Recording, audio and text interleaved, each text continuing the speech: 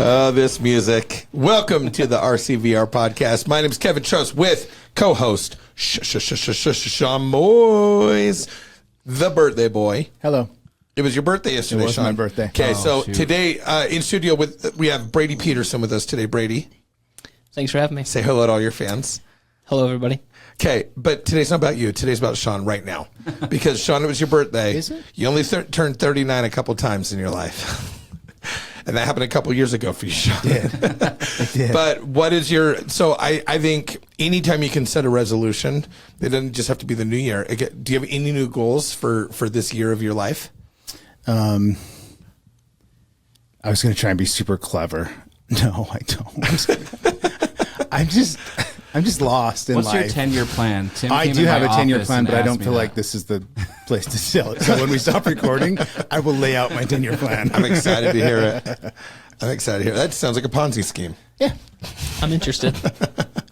Well, we already have a couple interested listeners. Yeah. It's about him, but I do have some goals. My goal was to learn how to fly and do that. I'm literally taking paragliding lessons right now, learning to fly. And how many more flights? How many more All I know is I've dives flown. do you have to do before you're fully certified? I don't know, but I've flown 3 times, basically an expert. So hobbies are important I think hobbies are important for everybody. I think especially guys need hobbies. Like I've always kind of thought this. Brady, what is like a hobby of yours? Softball, baby. Softball. Yeah. So this As you can weekend, Brady had a softball game. Brady, by the way, everybody, Brady's one of the regional directors here. And I've had the pleasure of working with Brady on and off since 2012. So I feel like I know you really well. And I'm excited for everyone to get to know you because you're one of the best dudes I know. But you're not one of the best softball players I know because Obviously. although you play a lot, you get hurt a lot in softball and you have a giant black eye and 6 stitches. Tell the world what happened. Well, if I was a better fielder and actually use my glove, I'd probably be good. But it was a bad bounce. So there's a scene in the movie, Knight's Tale, where they're like, he's unconventional. He keeps his head down when others would move their head up. That's Brady. He's so dedicated to his hobby, the love of the game, that he's willing to keep his head down when other people would pull their heads up. And once in a while, it's going to bite you. He said if he was better at softball, that wouldn't happen. But this is the first time this has happened in softball, right? Second time. Oh, so this has happened before? Second This set of really happened stitches. before. Stitches before? Stitches How did you before. get injured with a softball? Isn't it supposed to be soft? It's an age-old myth, Jared. All right. Well, I'm excited today because Brady, I really think there was a thing I used to talk about in lacrosse, right? So I played lacrosse in college when people come to the team and they'd be like, how do I get more playing time? And I would always tell them, I'm like, you have to be so good at something that we can't not play you. I was like, there's a lot of ways to get on the field, but if you get so good at one thing that you have to be on the field, then it doesn't matter. You can get on the field, right? And so, and some people try to get good at everything. So you're so good at what we're going to talk about today. You're seriously the best person in the world at it. I didn't even tell you what we're going to talk about. I don't know if you know what I'm going to talk about, but you're one of my favorite people that I've ever worked with because of this trait that you have. And so I'm excited to dive into it. But first, we have a little story time. First off, Brady, tell everybody how much you like to eat. All of it. Brady is one of the best eaters I've ever met. He really is. What is your favorite food? This is all important. Ooh. I'm always going to be a burger guy. I'd say tacos. Just last night had 3 double cheeseburgers. So, it happens. It just goes in my mouth, and I don't know why. It just doesn't feel like I ate anything, so I just keep eating. Well, 3 double cheeseburgers, 6 patties last night. 6 last night. Awesome. Which might sound like a lot until you hear this story. So, so Brady and I got to spend a summer together in an area that had an establishment called Steak and Shake. And Steak and Shake, for those of you who know In-N-Out, I hear that In-N-Out's the best burger. Steak and Shake times 10. The Frisco burger at Steak and Shake is the greatest burger in the world. Anyways, they had a challenge, and the challenge was a 7 patty with 7 cheeses. So a 7x7 burger, and if you ate it in under it was under 15 minutes, you got a t-shirt. Not only did Brady No, and we set this up. We were practicing for weeks. Brady not only ate the 7x7 in literally like in a minute and a half, but he also drank a milkshake. He ate his fries, and then he ate the rest of Jeremy Osmus's burger and his fries. And it was one of the greatest feats and we were driving home, and everyone's like, "Do you feel so sick?" He's like, "Honestly, I don't feel any different." That's very true. I was ready to go play a game after that. I didn't care. One of the best eaters I know, and you're not that big of a guy. So the listeners needed to know what they were what they had on their plate for this podcast. Collarbones. See what I did there? Intended, yeah. Isn't your wife like a fitness guru? Like, Absolutely. She's good at The fitness. yin to his yang, I'm dude. good at eating. she doesn't mind? She's just like, go at it, or what? Just go Does to she give town. you crap for it? Some people would say he could have never gotten to be this good at eating without knowing the other side. Truth. Jared. Good to know. It is a little extreme. She's very fit, very no, your family's awesome. So before we get into you though, to everybody you've actually worked for this company for quite a while, but not necessarily here in America. Tell everybody what you were doing before you came on ERC. Yeah, so I was with the Amazon campaign working in Germany. Lived there for roughly 6 months, just trying to expand the brand over there and having a good time doing it. So you moved you and your family to Frankfurt for 6 months. She's never spoke German. Not at You all. actually lived there for 2 years early in your life, so you actually spoke German. So it was a little bit of a reunion for you. And you basically just were trying to expand the footprint of that campaign that we had living in Germany for six or 7 months. Yep. While there, hired I think 11 total people and was just having a blast, reconnecting with a few and trying to spread the word about Amazon. That's so cool. So no, it was fun. I actually got to come out and visit you. And Germany's awesome. Do you miss Germany? Absolutely. It's so much fun there. The weather is great. I love the summers there. Gets really nice, very green. I mean, you come from Washington, you know what it's I like. do know what that's like. It's very enjoyable. Speaking German was enjoyable again. Hadn't done it in a while, but it was another challenge, and I like taking on those challenges, so it was a lot of fun. Ooh, super gut. Sehr gut, yeah. Wunderbar.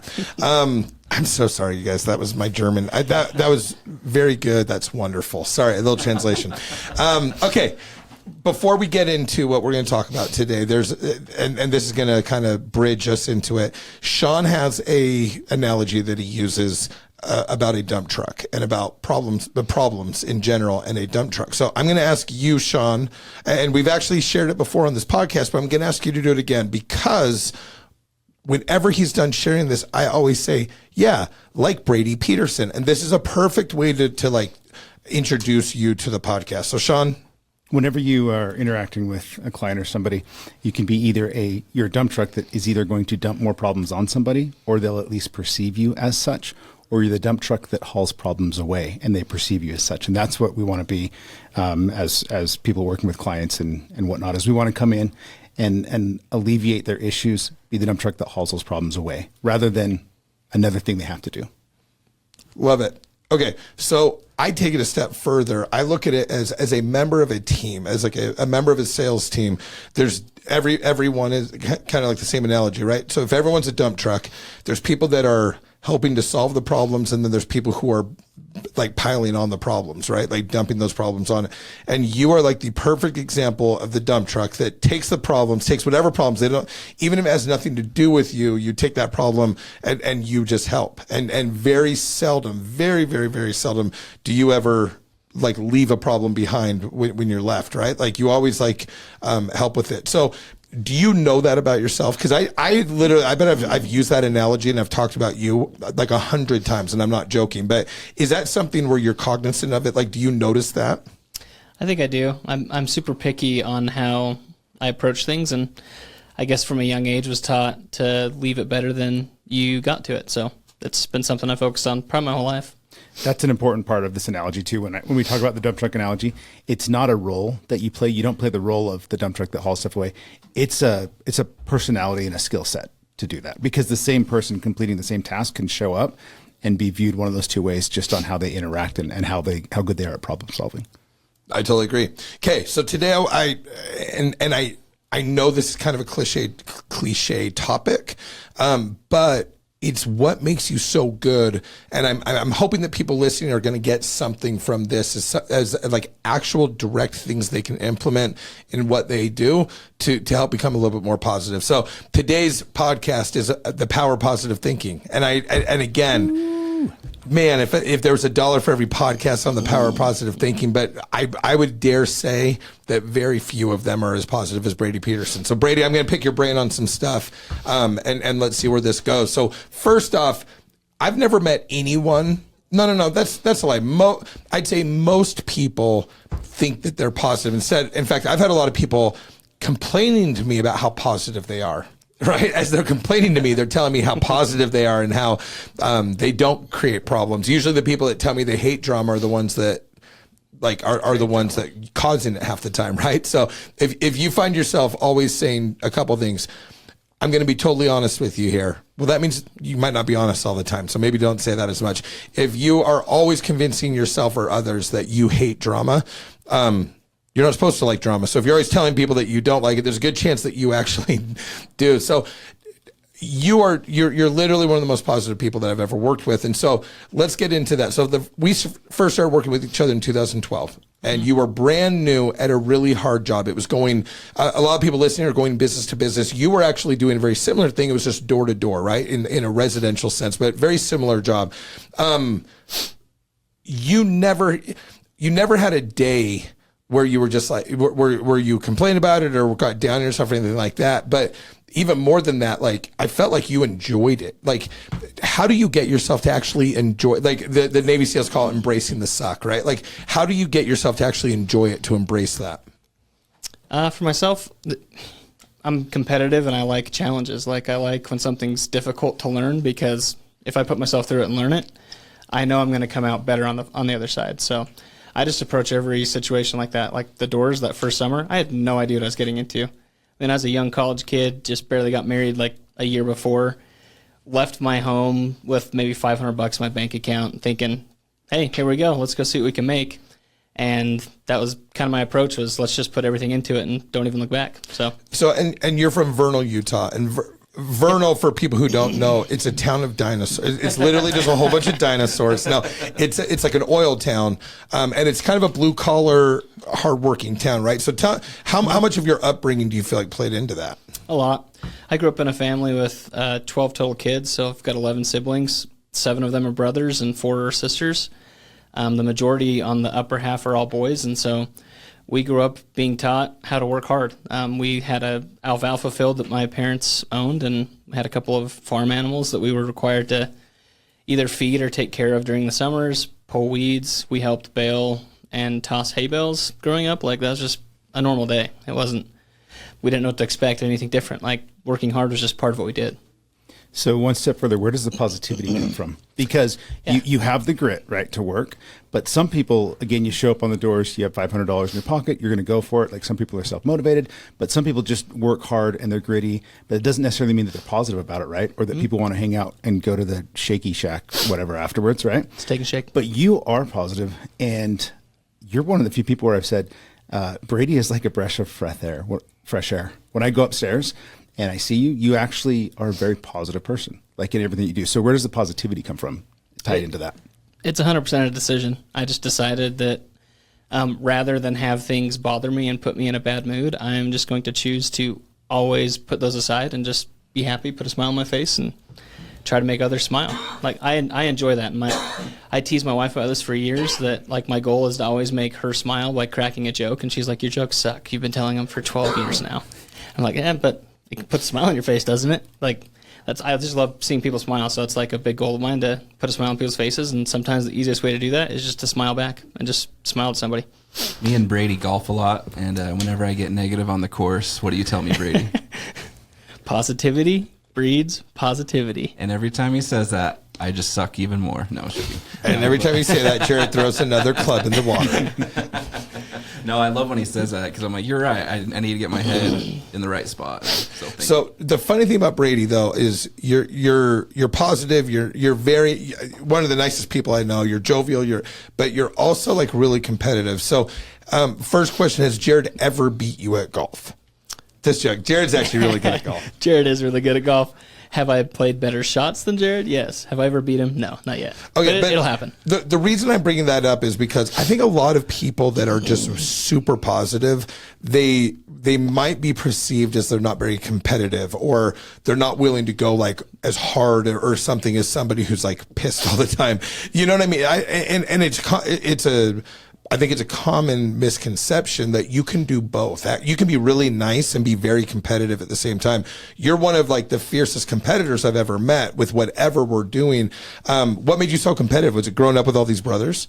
I would say that's part of it. And you guys may not know this about me, but as a kid, I had a really bad temper. Like, I hated losing, and I hated it when someone would tell me no, to the point where I'd break things. I would punch holes in the wall. Wow. And Ooh, I like this, Brady. Yeah. I'd like to meet him. Yeah. I'm just excited for my dad to listen to this because he's one of my reps, and he's going to laugh so hard because he knows this is true. But I couldn't even get my driver's license till about 3 months after I'd passed my test because I was so mad at my mom. I punched a hole in the wall because she told me no. And she wouldn't let me go get my driver's license for 3 months. So that sucked. Good for Mama Peterson. Yeah. That's awesome. That is a good follow-up to the question before where, you're gritty and you can work hard, but you're also positive. And I thought we'd eventually get there, but were you always that way? Did you learn? Like, whatever. But it sounds like you can't pause. I don't think there's a positive way to punch a hole in the wall and make your mom No, mad. not at all. So somewhere along the line, you kind of made a decision, right? Yeah, and that's why I said it's a choice, 100%. You can choose to be negative and just mad at everything, and I've done that. And you can choose to be positive. For me, the positive side's always worked out to be a more enjoyable phase. I'd rather be on the positive side than the negative. That's funny. I was a really emotional kid growing up, and I literally remember the day when I realized, I can control this. I can actually decide, like, I can harness this. And then once I understood that, it actually became like a huge strength for me, right? Where before, I don't know if I would look at it that way. So was there like a time, I mean, if you were saying when you were 16 even, I mean, so you were kind of like into it when do you feel like you actually got control of it? I think I finally realized after that incident that that was a really bad decision. I was just so mad that I couldn't get my license because you become super independent when you can drive and your parents don't have to take you everywhere, right? And so I realized, I was like, dang, that was really dumb of me. And if it stopped me from being more independent, why was I making that kind of a decision? And then the rest of high school, 17, 18, I'm not saying I didn't like flip off the handle or anything like that, but I definitely chose more in the positive direction to be more of a peacemaker and just let things slide, don't get so upset about everything, and just choose to make everybody else feel welcomed, happy, and make it an enjoyable space. So it was for sure when I was in high school. That's awesome. And when did you become a better golfer than Dyer? It's just always been that way. Today. Actually, talk to me tomorrow and I'll tell you. That's awesome. So, okay, I don't want obviously I don't want this whole podcast just to be like about how happy you are, but do you have any kind of like a morning routine or things that you do? Like, I'm sure some mornings you're waking up and you're ready to take on the world. I'm sure some mornings you wake up and just like everybody else, you're not feeling quite as positive. Are there things that you do, or is there exercises that you do that put you in the right frame of mind? Yeah, I start with positive affirmations constantly. I mean, I tell them to myself in my head from the second I wake up throughout the day. I mean, I find myself all the time, if I'm ever like frustrated or something's not going well, I just start telling myself, hey, you can do this. You're better than you think you are. You've already seen success, so you're a successful person. I tell those things myself constantly. But it makes a huge difference. I mean, the smallest little sentences can really alter your day or even your week or your year. So Self-talk is huge because you're a product of your environment, and we all have obviously a certain level of control over our environment. And I think a lot of people don't realize how important self-talk is. So that's awesome. Yeah, especially in this job, right? So there's everybody gets to pick what they do and da-da-da-da, but most of the people listening to this podcast have chosen a job where it requires, I'm not saying it helps, I'm saying it requires positive self-talk throughout the day to stay on top of your game, right? Like whether you're getting told no, whether you're getting told get out of here. I mean, there's different ways of being told no, right? Whether people are being really nice, but you haven't had success all day. It's crazy. The battle is in your head 80% of the day in any sales job. I really do believe that. And so when you are having a day where you're not having the success, what are some of the things you're actually telling yourself? That I'm better than I'm telling myself at that moment. Or if someone tells me no, I immediately take it on as a challenge till I find someone that tells me yes. Like in my head, I'm like, I know I'm going to find someone that can tell me yes, and I just need to put in the work and just keep going, just keep going, just keep going. But I don't know. I don't think there's anything specific. It's more just whatever I'm in the mood for at the time of what I'm going to tell myself. Sometimes I'll say, hey, your family loves you, or hey, you've got kids at home that are depending on this, and those kind of things just motivate you and help you refocus your energy to the next best thing, which is just making it happen.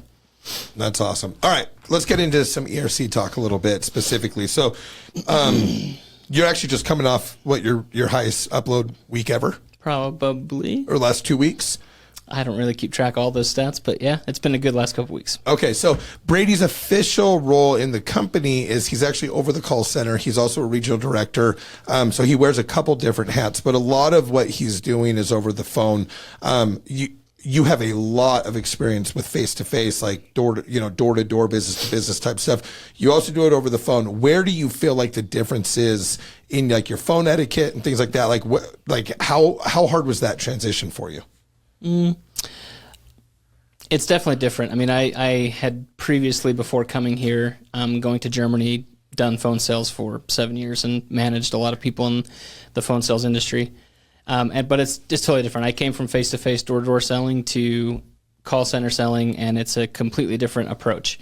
One thing I've noticed is you for sure can't be as pushy because you just can't gauge, and neither can the client gauge your social or facial cues and things like that. You nonverbal stuff. Yeah, you can't gauge what people are thinking based off how they look, right, or how they're responding to what you're saying. And so you have to be super focused on just being professional, listening to their tone, trying to match their tone, that kind of stuff.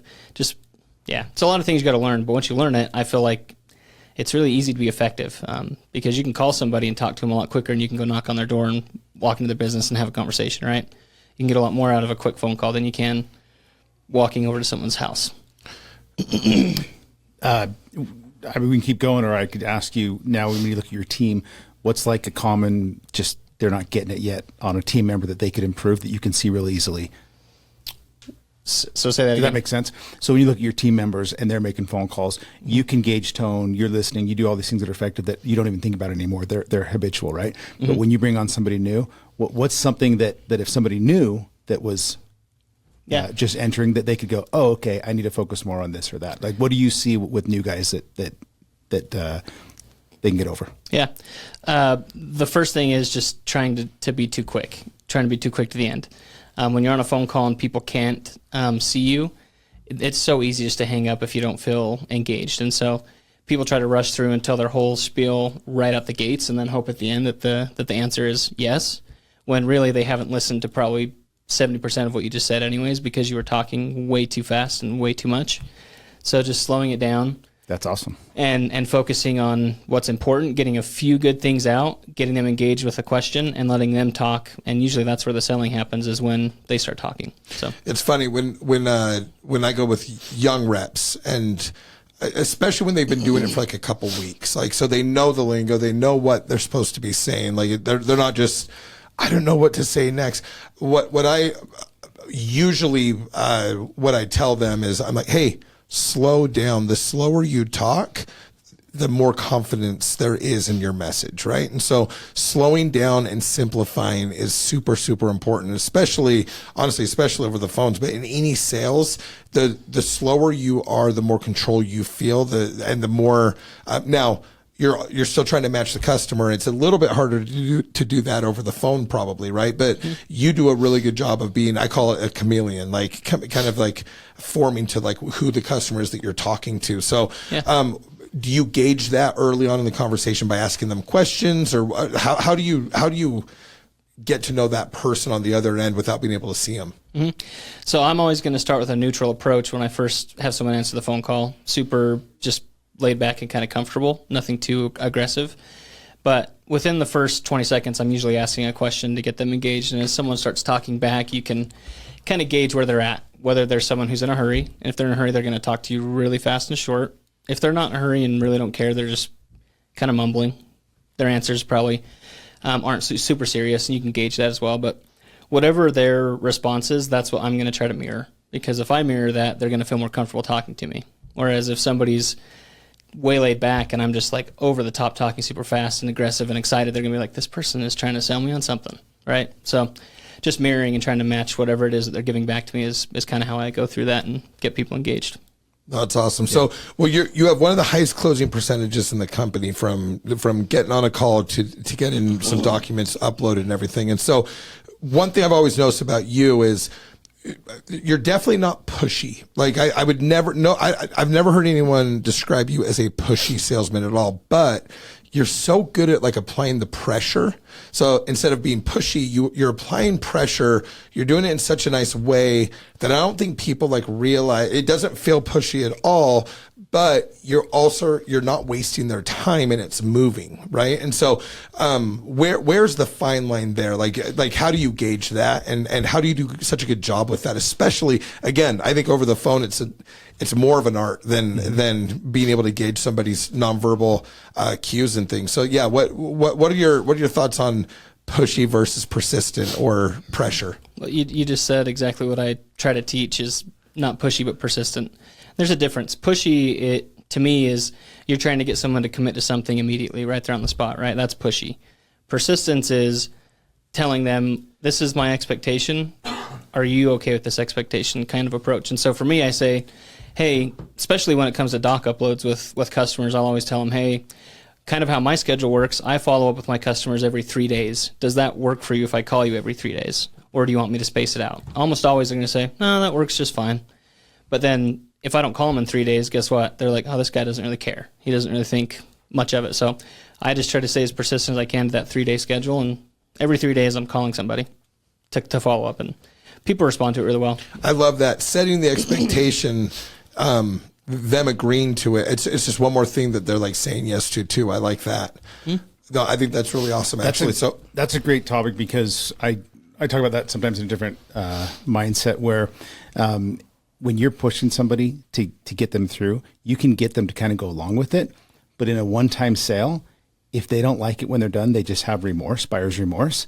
But in this campaign, this is a long process, so you can't do that. You just illustrated the difference between leaving somebody with buyer's remorse, which in this case, instead they get skepticism. So you get off the phone, and even though they went along with what you said, they start thinking about it, they're skeptical. You just have to fight that battle again the next time you get on the phone, whereas the way you're talking with them is you're not creating skepticism. You're making sure that your expectations are matching each other's, right? And then that way they're more likely to engage the next time. That's awesome. And building trust, right? That's what that does. It builds trust. And that's when you follow up with somebody, they're like, oh, I can trust this guy. I think I should go with whatever he's saying. I can believe. Yeah. So I call that the what's next, right? So I never leave an interaction, whether I'm recruiting somebody, whether I'm trying to sell something, but without the expectation for what's next. I do it for two things. Number one, so there's an expectation for what's next, right? So that it doesn't stall. But number two, I want to follow through on something that I tell you that I'm going to do, and I want you to see me follow through on it, right? And so if I don't set that, if you just called somebody back in 3 days, but you didn't tell them that, you don't get to control the outcome of what they took from that. They might be thinking, why did it take you 3 days to call me back? They might be thinking 3 days. Well, that's a little fast, don't you think? They might be thinking, oh, did you just find time in your schedule? You're not getting any points for doing what you were going to do anyway. You may as well set the expectation. You may as well let them agree to it. You may as well follow through on that expectation. You may as well get the points for following through, right? There's so many, you're doing the same thing either way. Setting the expectation and then following through with it actually, like a lot of people gauge whether they're going to do something with you with the way that you do follow up, and especially in this. So getting back to the pushy thing, and the reason I want to say this is because a lot of people think to be a good salesman, I've heard you either have to be unethical or pushy, or right when people are like, oh, I'm not a good salesman because I'm not willing to make things uncomfortable, or I hear those kinds of things all the time. And to me, I'm like, I consider myself a pretty good salesman, and I don't think I ever get uncomfortable with people, like ever. Like if it did, I wouldn't want to do this job very much, right? Yeah. So if I thought doing this job meant I had to be in uncomfortable situations every day with people who didn't want to talk to me, I probably wouldn't do the job. Like that would be very hard for me. I think the number one thing, though, if you don't want to be a pushy salesperson, then you need to find a product that you don't have to push on people, right? I feel like pushy salesmen usually are pushing because the people they're pushing on don't really want what they're offering. And that's what I love about this campaign, and honestly, the Amazon campaign that you were on, the last couple campaigns. Now, me and you did work for a company where we had a product where I'm sure a lot of people felt like it was being pushed on them because they had never thought about getting, I mean, we were in the alarm industry, right? In the home automation industry. And so, tell me, what are your thoughts on the ERC product? Like actually selling this product, like how do you compare that to other things where you maybe had to be a little more pushy? It's super beneficial. Like I can always go into a conversation confident that the other person's getting something out of this that is only going to benefit them. It's not going to be a hassle. It's not going to be something that they look back and be like, oh, well, why did I do that? They're not going to have any buyer's remorse when it comes to the end of this. So that's a huge confidence builder going into any type of selling situation, knowing that no matter what happens, it's always going to be a plus side for them. So I like that. Just the simplicity of the approach, like we're showing up to a business, telling them that there's free money on the table that they can get back. Like it's kind of hard to lose in that scenario. I think you've got all the cards in your hand, and they really don't have any. So it makes it super simple, the approach. That's awesome. I actually want to get back to the expectation thing a little bit because especially over the phone, creating the reason for the follow-up or the reason for the next call, it's such like a lot of times if I'm shadowing a rep, when they leave, like, well, what could I do better? And usually I'd say two things. I'm like, you got to quit hovering. Like you stayed on this point. They weren't telling you no. You were waiting for them to say yes. You don't need to wait for them to say yes. Just move on. They'll stop you if they're not comfortable, right? So that's usually the first thing. The second thing that I almost always say is, okay, what are they expecting next? What's happening next for that customer?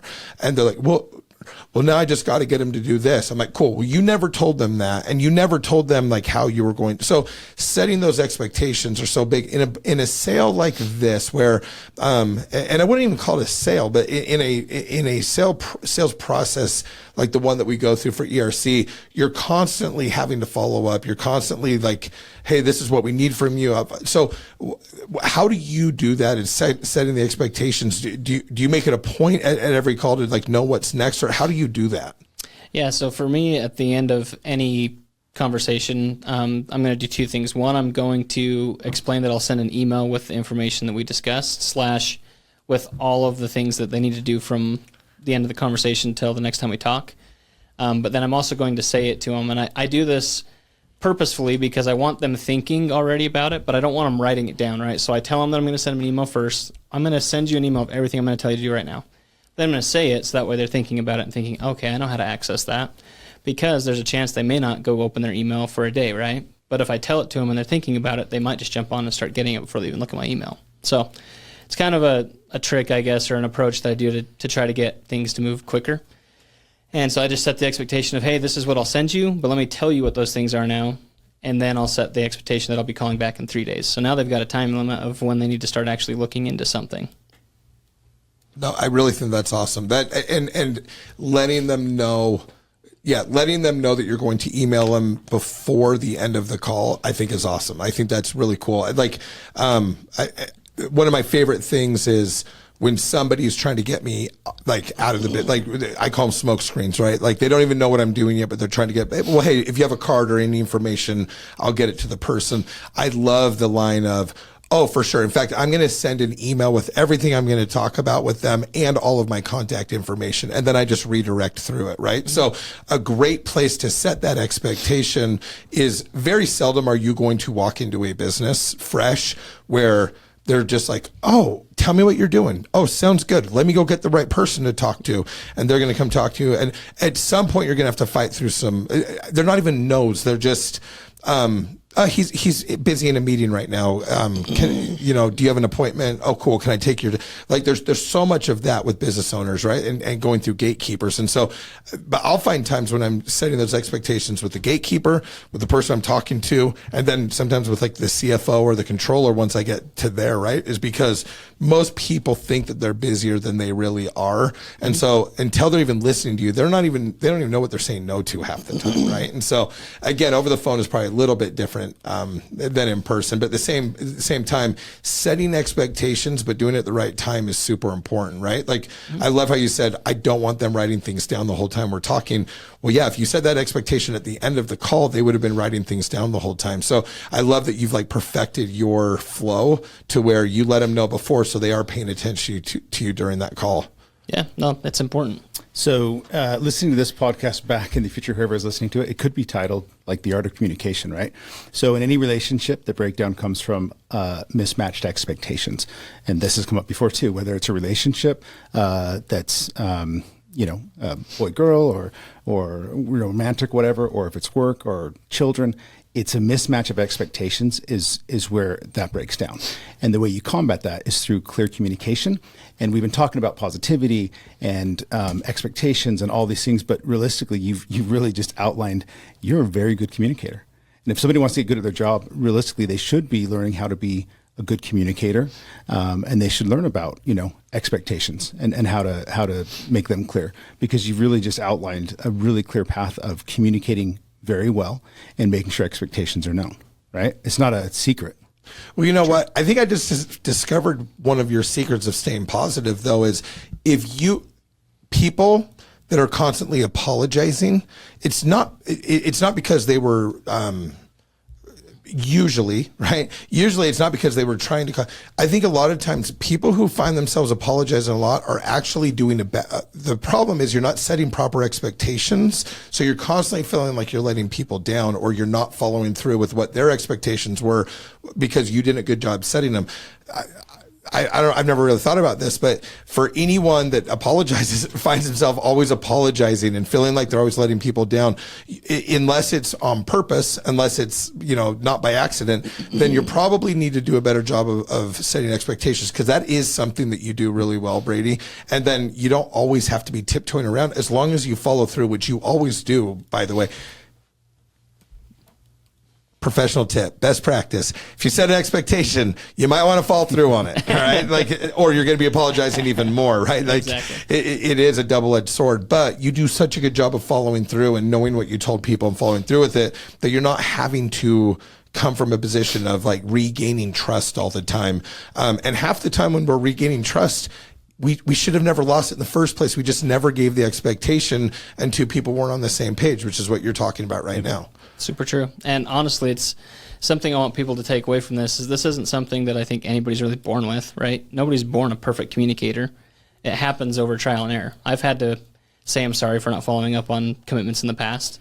But as you learn from that, you figure out that, it's way easier if I just follow up on my commitments rather than shove them off. Because when I shove them off, guess what?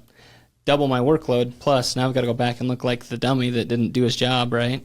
And try to regain trust and build some type of relationship again. So it's something that can be learned, so just learn it early. Don't take your time to learn it as you get older. I love that. No, I really, when you go watch somebody who's a very efficient and successful salesperson, whatever they're doing, you notice a couple of things. Usually they're pretty positive. Usually they have that grit. Usually they're very good communicators, but I think being part of a good communicator is they're always setting expectations. They're always following through with them. If you say I'm going to be back tomorrow at 9:30, well then I can't think of anything that could come up that would be more important than you being back there at 9:30. And if you come at 9:25, then you can apologize, like, hey, I'm sorry, I know I'm 5 minutes early. I told you 9:30, but I was really excited to drop off these donuts.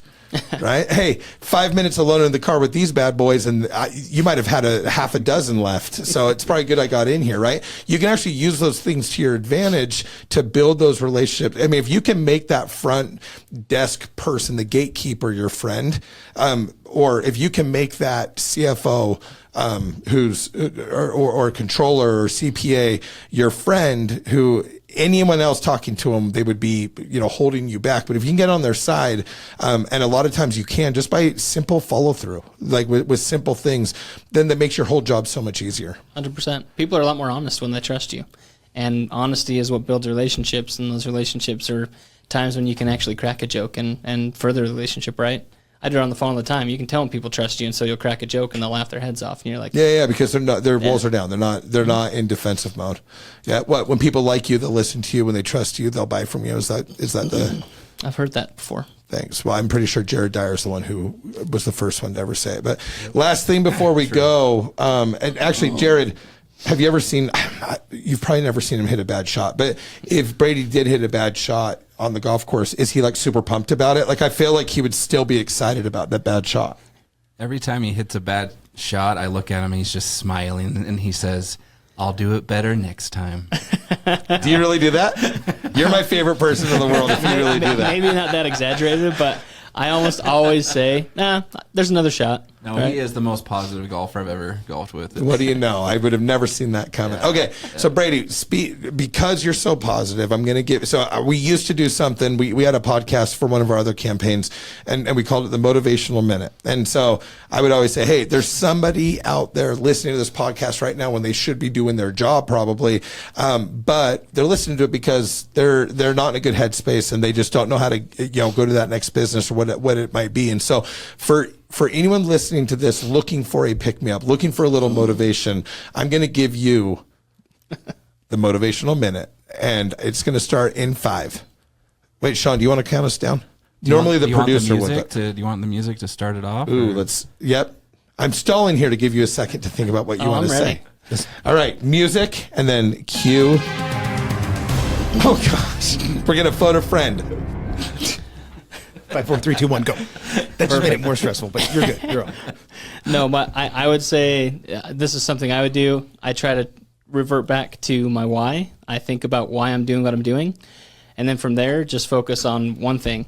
There's a book out there. I don't know who the author is, but it's called The One Thing. I know the cover's red and white. If anybody wants to try to find it on Amazon, really good book. But basically what it focuses on is just putting all your attention onto one thing. Because if you're constantly trying to put your attention into 10 different things, you're just going to be mediocre or suck at all those 10 things, right?